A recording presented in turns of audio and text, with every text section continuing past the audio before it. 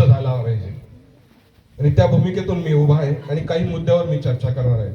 आणि ते मुद्दे आहे की ते माझ्या अनुभव क्षेत्रातले असले पाहिजे. ते मुद्दे पुस्तकी नसले पाहिजे. ते केवळ काव्यमय असून चालणार नाही, ते शब्दबंबाळ असून चालणार नाही, केवळ ऐतिहासिक असून चालणार नाही. ते माझ्या जीवनामध्ये तुम्हाला मला उपयुक्त असलेले पाहिजे, प्रॅक्टिकल असलेले पाहिजे. मी एका कथेपासून सुरुवात करतोय. ती आहे स्वामी विवेकानंदांच्या जीवनात घडलेली स्पष्ट अशी घटना आहे. स्वामी विवेकानंद तुमच्यासारखे एका कॉलेजमध्ये शिकत होते आणि त्या कॉलेजमध्ये शिकत असलेल्या कॉलेजचं नाव होतं कलकत्त्याचं प्रेसिडेन्सी कॉलेज. आणि प्रेसिडेन्सी कॉलेजमध्ये शिकत असताना असं झालं की एक वर्गामध्ये ज्यांचा तास होता ते इंग्रजीचे सर होते. आणि इंग्रजीचे सर शिकवत त्या दिवशी नेमके गैरहजर राहिले. आणि विल्यम हेस्टी नावाचे एक प्राचार्य होते. तो माणूस ब्रिटिश होता आणि ब्रिटिश माणसं हे प्रामाणिक होते.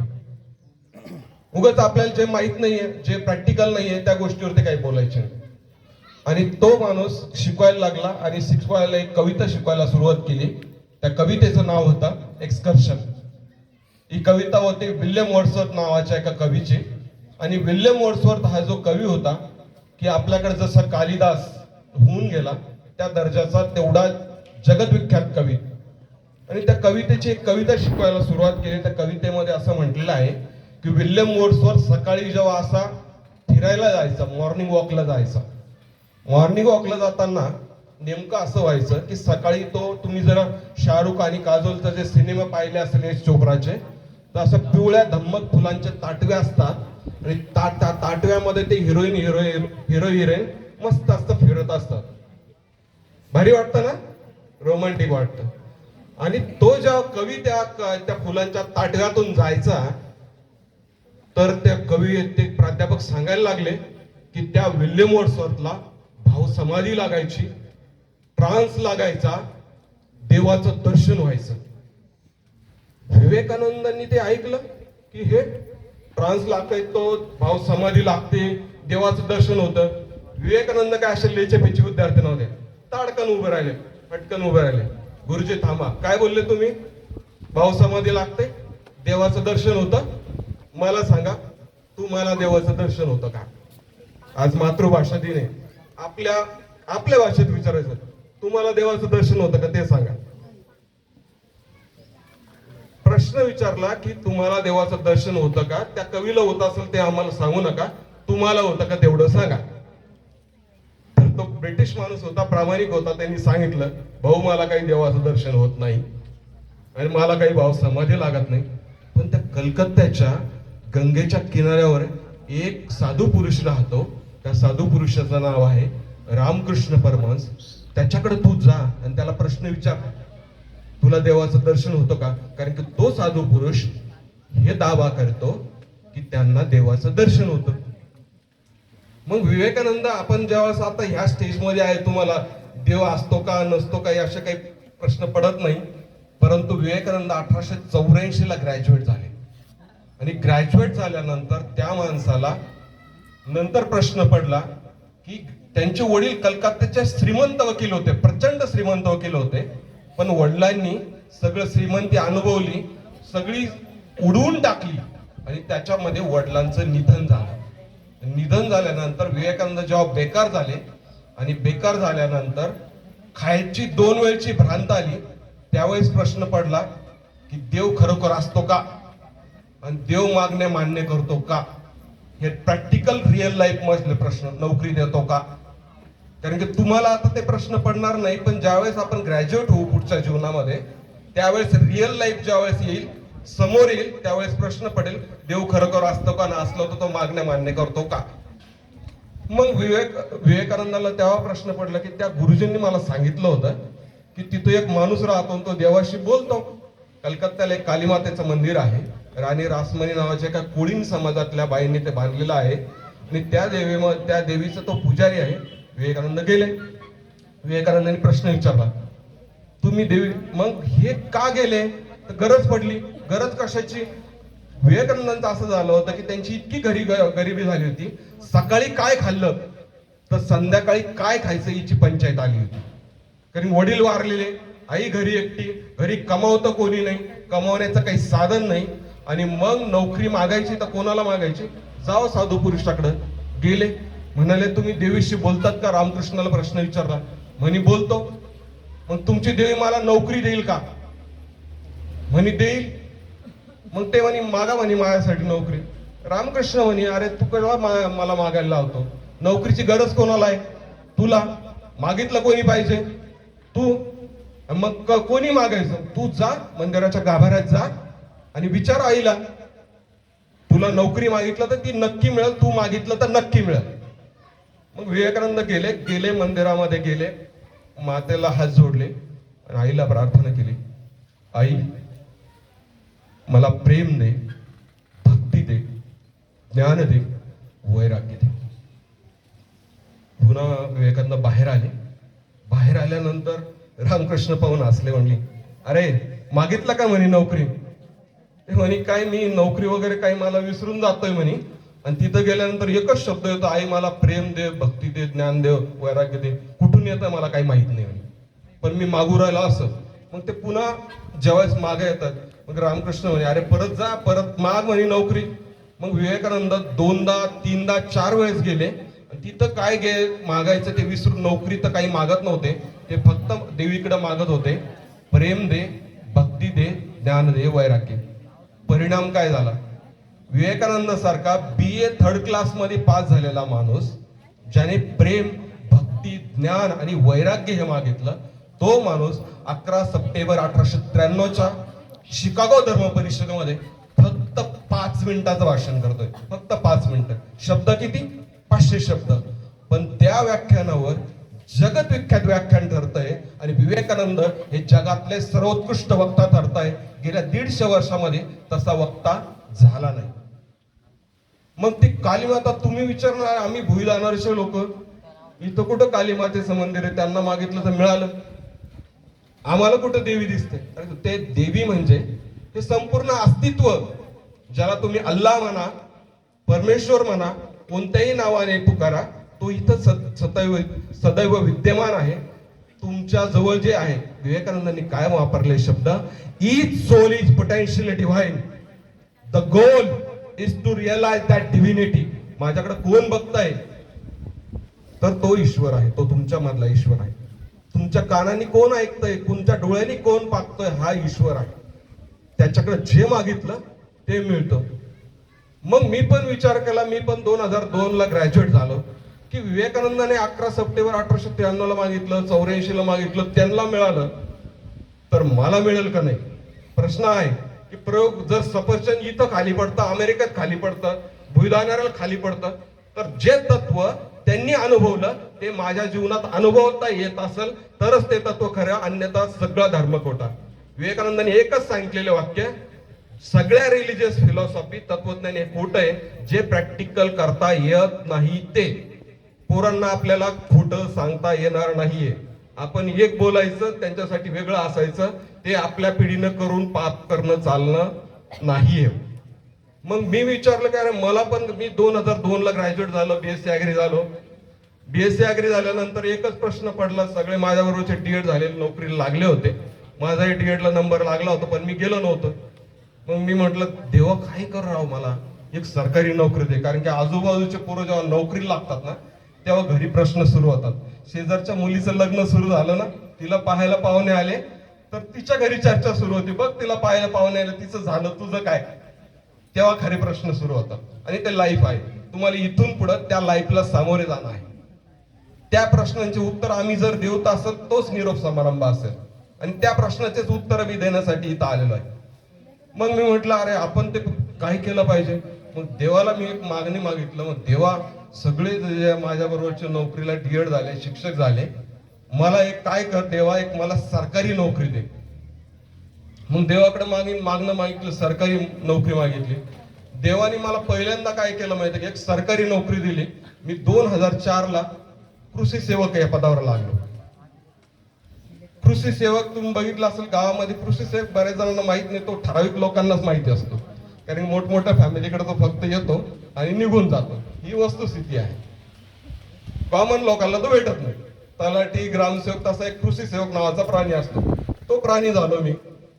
झाल्यानंतर गावात गेलो तर गावात काय व्हायचं की गावात जेव्हा मी एखादा कार्यक्रम असायचा असा, ज्यावेळेस मामलेदार यायचे, म्हणजे तहसीलदार यायचा, डेप्युटी कलेक्टर यायचे, तालुका कृषी अधिकारी व्हायचे, तर आम्हाला असं नम्रतेने मान घालून उभं राहावं लागायचं, साहेब साहेब म्हणायला लागायचं. लक्षात आलं की यार हे काही खरं नाही, कारण की मान कोणाला मिळतो. पुढचा प्रश्न, पहिला प्रश्न कोणता असतो? भाकरीचा. दुसरा प्रश्न, भाकर मिळाल्यानंतर प्रश्न असतो मानाचा. मोसलेचा गरज नावाचा सिद्धांत आहे कसा. मग मान पाहिजे, तर मग मान कोणाला मिळतोय? म्हटले हे सगळे जे मामलेदार आहेत, तहसीलदार म्हणजे तहसीलदार, डेप्युटी कलेक्टर आहे, तालुका कृषी अधिकारी, फौजदार, कुठून होतात हे? म्हटले एमपीएससीच्या परीक्षेतून होतात. कोणतरी सांगितलं. मग कोणत्या परीक्षा द्यायच्या? एमपीएससीची परीक्षा. म्हटलं देवा काही कर, मला हमाल कर, पण तू काय कर, मला एमपीएससीचं लेबल लावून दे. मग मी देवाकडे दुसरं मागितलं, म्हटलं देवा मला काही कर, एमपीएससीतून नोकरी दे. मग मी 2005 ला एक परीक्षा दिली, PSI STI, ज्याला फौजदार, सेल टॅक्स इन्स्पेक्टर, असिस्टंट मंत्रालय साहेब, ती परीक्षा दिली आणि त्या परीक्षेत मी राज्यामध्ये पहिल्या 50 मध्ये आलो.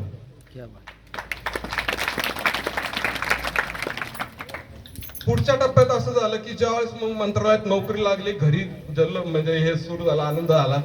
आणि आईला वाटायचं त्यावेळेस विधिमंडळ समालोचन यायचं टीव्ही वरती, बातम्या झाल्या का दूरदर्शनवर विधिमंडळ समालोचन लागायचं. आईला वाटायचं ते विधिमंडळ समालोचनामध्ये आपलं मंत्रालयात लागला काहीतरी याच्यावर दिसत टीव्हीवर. माझी आई म्हणजे अक्षरशत्रू, तिला 50 रुपये नोटेतला आणि 100 रुपये नोटेतला फरक कळत नाही. ही वस्तुस्थिती आहे. तुमचे आई वडील त्या मानाने सुशिक्षित आहेत, हे पण बघून घ्या. मग गेलो, म्हटलं अरे आपल्याला आता मंत्रालयात नोकरी लागली. आईला वाटायचं टीव्हीवर बघायची की भाऊ तिथं दिसत, तिला काय माहिती तिथं 10,000 लोक आहे अशा. मी तुमच्यासारखा, तुम्ही जसे गोदावरीचे काठचे, तर माझ्या नदीचं पाणी तुमच्याच नदीला येऊन मिळतं, म्हणजे मी शिवनेचा काठचा आहे. आणि मी इथं जेव्हा आल्यानंतर जो पोरांच्या बोलण्यामध्ये प्रणाली असेल, सगळ्या पोरांच्या आवाजामध्ये जो खणखणीतपणा होता, स्पष्टपणा जाणवत होता, तो म्हणजे मला JB चव्हाण सरांची आठवण झाली. म्हणले दक्षिण गंगेचं पाणी हे कधीच कमी होणार नाही. दक्षिण गंगेचे लोक खोटं बोलत नाही. दक्षिण गंगेचं पाणी जो पिणार तो आतमध्ये गोडवा असेल, पण आवाजात स्पष्टता असेल आणि ते सत्यवादी असते, हे मला जाणवत होतं. मग मी गेलो, म्हटलं यार मंत्रालयात जायचं, तर मग मंत्रालयात नोकरी लागली. कॉटनचं शर्ट, कॉटनची पॅन्ट घातली आणि ट्रेन मध्ये बसलो. मुंबईला जर कोणी गेले असेल, लोकल ट्रेन मध्ये बसलो. आणि लोकल ट्रेन मध्ये बसल्यानंतर असं एकदम म्हणजे एका ठिकाणी जवळजवळ तो 40-50 किलोमीटरचा प्रवास होता. आणि त्याच्यामध्ये बसल्यानंतर जुलैचे दिवस होते आणि जुलैच्या दिवसामध्ये घाम आणि गर्दी एवढी होती की मी ते कॉटनचे शर्ट इस्त्री बिस्त्री केलेले नवीन शर्ट ते असे पिळून गेले. ऊसाच्या चरखात ऊस जसा पिळतो ना तसा पिळून गेला. आणि माझा अहंकार त्या पिळण्याबरोबर गळून सुद्धा गेला की हे काही खरं नाही बाबा. मुंबईचं लाईफ आपण जिथे पाहतोय ते वस्तुस्थिती तशी नाहीये. आणि नंतर मंत्रालयात काम करताना एक आढळलं की म्हटलं मंत्रालयात लागलो हे खरं आहे, पण मंत्रालयात किंमत कोणाला असते? तर जो सही करतो त्याला किंमत असते. म्हणजे जो राजपत्रित अधिकारी असतो त्याला किंमत असते. राजपत्रात ज्या अधिकाऱ्याची नोंद होती, ज्याला सही करण्याचा पावर आहे, तो कोणी का असाना त्याला किंमत असते. मग दुसऱ्यांदा पंचायत आली, म्हटलं अरे ते हे जर देवाकडे मागणं मागितलं तर थोडं चुकलं बहुतेक. थोडं अपग्रेड म्हणजे आपण जो मोबाईल घेतो ना तो कसा करतो, आपण अपडेट करतो, अपग्रेड करतो, तो केला पाहिजे. म्हटलं देवाकडे पुन्हा अपडेटेड मागणी सादर केली. ते म्हटलं देवा काही कर, म्हटलं एमपीएससी कडून कर, पण राजपत्रित अधिकारी म्हणून कर. मग देवाकडे पुन्हा मागणं मागितलं, देवा मला राजपत्रित अधिकारी. मग देवाने पुन्हा 2008 ला एक परीक्षा दिली. त्याच्यामध्ये महाराष्ट्र फॉरेस्ट सर्व्हिसेस मध्ये, त्यामध्ये 2008च्या परीक्षेमध्ये मी राज्यात 5वा आलो.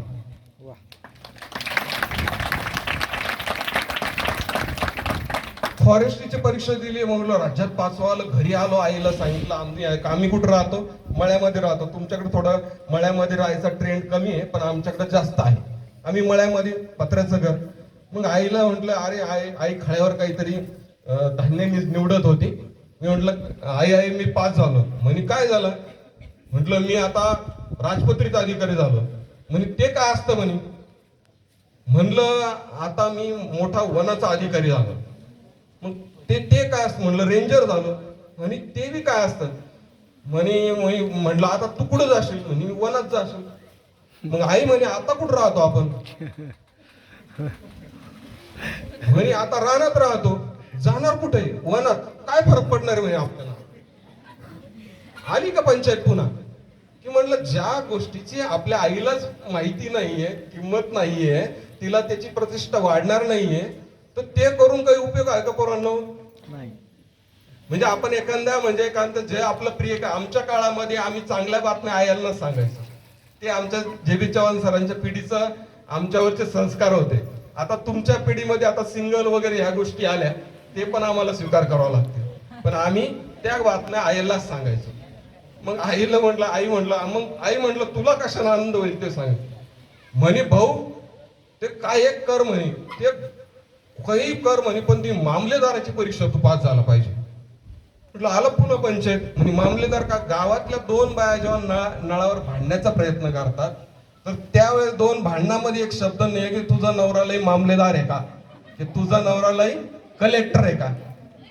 म्हटलं ती परीक्षा पास झाली, पण आता पुन्हा परीक्षा द्यायची वेळ आली. मग मी पुन्हा परीक्षा दिली. देवाकडे परीक्षा देण्यापूर्वी पुन्हा देवाकडे मागणं मागितलं, काय देवा मला काय कर, एक आता मामलेदाराची परीक्षा पास होऊ दे.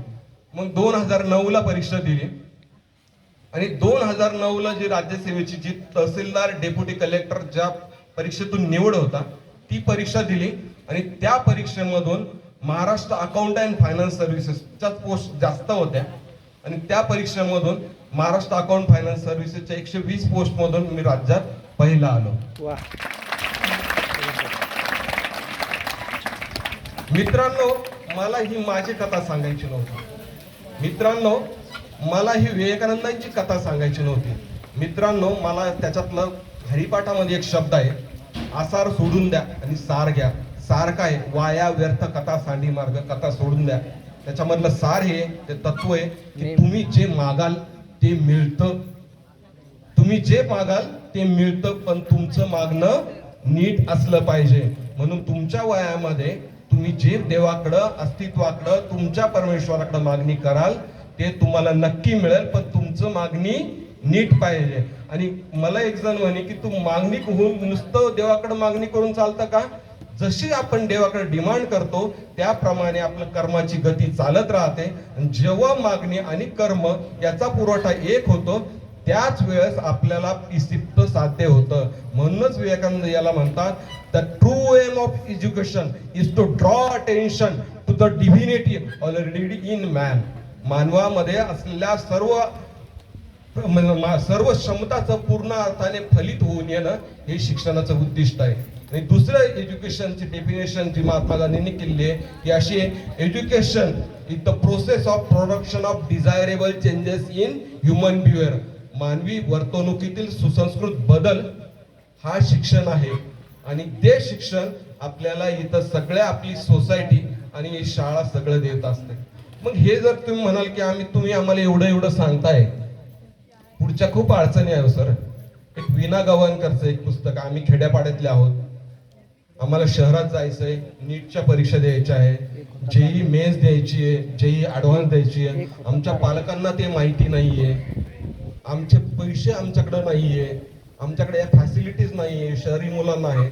तर मित्रांनो, तुम्हाला एक गोष्ट सांगतो की एक होता कारभार नावाचं एक पुस्तक आहे. त्या पुस्तकामधलं एक छान वाक्य आहे. ते वाक्य असं आहे की start from whatever you are, start from whatever you have, make something of it, never be satisfied. तुमच्या पाशी जे आहे त्याच्यापासून सुरुवात करा, तुमच्या जवळ जे आहे त्याच्यापासून सुरुवात करा. सगळं अस्तित्व तुम्हाला मदत करतं. शाहरुख खानचा तुम्ही जो ओम शांती ओम चित्रपट पाहिला असेल त्याच्यातलं एक शेर आहे, तुम अगर किसी को सच्चे दिल से चाहो. मी विवेकानंदांचं वाक्यच पुन्हा शाहरुखच्या भाषेत सांगतोय, तुम अगर किसी को सच्चे दिल से चाहो तो सारी दुनिया की सारी कायनात तुम्हें उसे मिलाने में जुट जाती है. मग जर तुम्ही जर मागणी नीट केली तर तुमची कायनात म्हणजे अस्तित्व तुम्हाला पूर्ण मदत करतं. कायनात म्हणजे ही सगळं अस्तित्व तुम्हाला मदत करतं. 11वी 12वीला तुम्ही जाशाल त्यावेळेस सुद्धा अनेक स्कॉलरशिप उपलब्ध आहे. 12वी नंतर मार्क तुम्ही आत्ताही परीक्षा द्या, क्लासेसचे तुम्ही चांगल्या परीक्षा द्या, तुम्हाला तुम्हाला फ्री शिकवणारे क्लास उपलब्ध आहे. चांगले मार्क घ्या, चांगला अभ्यास करा, फ्री क्लासेस उपलब्ध आहेत. जे पूर्वी औरंगाबादला क्लासेस उपलब्ध नव्हते, दिल्लीला पुण्याचे जे क्लासेस होते ते क्लास भुईदानेरला तुम्हाला सगळे आता मोबाईलवर उपलब्ध झालेले आहेत. म्हणून आपण जिथं आहोत त्या सगळ्या रिसोर्सेसचा वापर करून सुद्धा तुम्ही भारतामध्ये टॉपर येऊ शकतात. माझ्या गावामधलं एका पोस्टमनचं पोरग आहे झालटे नावाचं, त्या शुभम झालटे नावाचं, तुम्ही पुढच्या वर्षीच्या 2-3 UPSCच्या लिस्ट चेक करा. ते पोरग UPSC टॉपर असणार. ते पोराच्या घरी 1.5 एकर जमीन, 1.5 एकर जमीन, 3 पोरं शिकणारे, आणि त्या पोरांनी 585 स्कोर नीट मध्ये स्कोर केला, MBBS ला गेला, आणि आज UPSCची MBBS शेवट होताना UPSCची पूर्ण तयारी झाली, ती UPSC टॉपर होणार, कलेक्टर होणार. आणि तुम्ही कलेक्टर होणं, तुम्ही DYSP होणं, तुम्ही अधिकारी होणं का गरजेचं आहे मित्रांनो? आज जे चालू आहे ना बाहेर, ज्या उथळ आणि उतावीळ लोकांच्या हातात जेव्हा सत्ता जातात ती आपल्या वाटोळ करणारे असते, आणि ते वाटोळांना होऊ देण्यासाठी ह्या कापूस वेचणाऱ्यांच्या, उसाला पाणी भरणाऱ्यांच्या आणि गव्हाला पाणी भरणाऱ्यांची पोरं उद्या सत्तेमध्ये म्हणजे अधिकारी हो जाणं गरजेचं आहे, मीडियामध्ये पण जाणं गरजेचं आहे. त्यांनी विधानसभा, लोकसभा, जीवनाच्या सर्व क्षेत्रामध्ये पादंत्रात करणं गरजेचं आहे. त्यासाठी तुम्ही आम्ही आता टाइमपास न करताना चांगल्या अभ्यास करून त्या क्षेत्रामध्ये तुम्ही गेलं पाहिजे. त्यासाठी हे करणं गरजेचं आहे. उद्या तुमच्या आपल्या याच्यावरती जेव्हा प्रशासन करणार बाहेरचे लोक येणार, त्यांना तुमच्या सकाळी गव्हाला पाणी 4 वाजता भरावं लागतं. त्यांना माहित असेल का ताईंनो हे? तुम्ही जेव्हा उद्या तहसीलदार होणार, तुमच्याकडे एखादी लुगड्यावाली बाई आली आणि ती जर कापूस वेचून आलेली असेल, तिची वेदना तुम्हाला जास्त समजू शकेल. माझी एक दुसरी बहीण आहे, तिची आता मला सांगा, तुमच्या गावामध्ये तुमच्या सगळ्यापैकी कोणाचं घर बिना भिंतीचं आहे? कोणाचं घर बिना भिंतीचा? हात वरती करा. गरिबी बघा. माझी जी बहीण आहे तिचं घर आपलं जे कारखान्यावरचं चटाया असतं ना, चटाया, त्या चटायाचं घर होतं. तिचे वडील त्या कारखान्यामध्ये वॉचमॅन होते. तिचं नाव आहे कल्पना नीळ. आम्ही सोबत अभ्यास करायचो. तिने DED केलं. 2 एका डब्यामध्ये बहीण भाऊ सोबत जेवायचे. इतकी गरिबी भिवदानाऱ्यामध्ये नाहीये ही मला माहिती, म्हणून मी ही गोष्ट सांगतोय. 2 बहीण भाऊ एका डब्यात जेवायचे. परिणाम काय झाला? तिने नेहमी निष्ठेने अभ्यास केला. माझ्या बरोबर ती मंत्रालयात लागली आणि पुढच्या टप्प्यात मी थोडंसं लिथार्जिक झालो, सोडून दिलं. पण तिने निष्ठेने अभ्यास केला. ती फार हुशार नव्हती, पण ती चांगली अभ्यासू होती. लग्न झालं तरी अभ्यास चालू ठेवला. उद्या ह्या मला माहिती आहे की आपण मुलींना किती जरी उपदेश केला तर घरच्यांचे प्रेशर असतात, लग्न होतात, पण त्या मुलीने लग्न जरी झालं तरी अभ्यास सोडला नाही. परिणाम काय झाला? एका वेळेस 2013ला असं झालं की मुली 40 डेप्युटी कलेक्टरच्या जागा निघाल्या. परीक्षा दिली, महाराष्ट्रात मुलीच पास झाल्या नाही. 40% ची पासिंगची अट होती. तिला नेमके 41% मार्क पडले आणि ती डेप्युटी कलेक्टर झाली. बघा, मी तुम्हाला जे म्हणत होतो ना, सारी कायनात तुम्ही उसे मिलाने में जुट जाती है, असं गोष्टी घडतात. पण हे करण्यासाठी तुम्ही स्वतः तयार असलं पाहिजे. What lies before us, what lies behind us, आपल्या पुढ्यात काय वाढून ठेवलं याचा विचार करत बसू नका. फार आपल्या पाठीमागं आपले आई वडील शेतकरी आहे, शेतमजूर आहे, गरिबी आहे, व्यसनी आहेत, याचाही फार विचार करू नका. पण आपल्यामध्ये जे आहे ते खूप महत्वाचं आहे. आमच्या अंगी जी क्षमता होती त्याच्यापेक्षा 1000 पट क्षमता तुमच्या जागी आहे. कारण की प्रत्येक पिढी जुन्या पिढीपेक्षा हुशार असती, हे मला सत्य याच्यातून गवसलेलं आहे. हजारो पुस्तक वाचल्यानंतर माझ्या घरी 2000 पुस्तकांची लायब्ररी आहे आणि त्याच्यातून मला एक सार तत्व गवसलेलं आहे की आमच्यापेक्षा तुमची पिढी अधिक हुशार आहे. मी रमेश काकांच्या निमंत्रणाला देऊन का आलो की मला ही गोष्ट सांगण्यासाठी यायची होती की मला पुण्या मुंबईला भाषण करून उपयोग नाहीये. मला माझ्या शेतकऱ्यांच्या, शेतमजुरांच्या, आमच्या जे आम्ही भोगलेलं आहे, आम्ही चव्हाण सरांच्या पिढीने काय केलं की ते पाऊलवाटेने गेले, तर त्याच्यामध्ये काटे होते. त्यांनी ती पाऊलवाट, तिचा एक वाट तयार केली. आम्ही त्या रस्त्याने गेलो. आता तुमच्यासाठी समृद्धी वे तयार झालेला आहे आणि तुम्ही त्यावेळेस धावलं पाहिजे. त्यासाठी आम्ही इथं आलेलो आहे आणि हे सगळं तुमच्याकडून होऊ शकतं. याला निदा फाजलीचा एक शेर आहे, उम्र एक दरिया है यारो, उम्र एक दरिया है यारो, जिंदगी बरसात है, आप घटा बनकर जियो, सावन तुम्हारे साथ है. खेड्यापाड्यातल्या पोरामध्ये तुमच्यामध्ये ज्या क्षमता आहेत, फक्त आपल्याकडे काय माहितीये का, आता आपण मी जे भाषा बोलतोय, तुम्ही जे भाषा बोलतोय, आपल्याला काय वाटतं की आपल्याला आज मातृभाषा दिन आहे, आपल्याला काय वाटतं की आपण शुद्ध भाषेत लिहू शकत नाही. आता भाषेत शुद्ध भाषेत लिहायची गरज नाही. नागराज मंजुळेची कोणती भाषा होती? कोणती भाषा होती? झोपडपट्टीची भाषा आहे. पण नागराज मंजुळे 100 करोडचा चित्रपट देणारा बनवू शकला ना. आपली ही व्ह्यू दानेरीची भाषा घेऊन तुम्ही चित्रपट काय सगळं करू शकता. म्हणजे एकेकाळी आमच्या पिढीला असं होतं की आम्ही तिथं पुण्या मुंबईला जेव्हा गेलो तर आमचा कॉन्फिडन्सच लूज व्हायचा की प्रमाण भाषेत बोलायचे लोक. न आणि न मला अजून कळलेलं नाही. मी MA नेट आहे बरं का मराठी लिटरेचर मधला. पण त्यावरून आपण खजवणार, आपल्याला कमी करणार, ते आपला कॉन्फिडन्स कमी करणार, काही गरज नाहीये.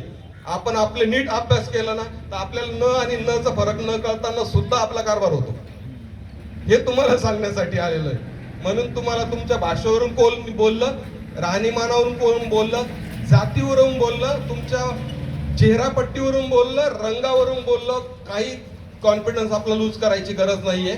आपल्याला त्या पोरांपेक्षा आपल्यामध्ये जास्त गुणवत्ता आहे. कारण की तुम्हाला जर आता मी म्हटलं चिंचा पाडायची आहे, पाडू शकतात.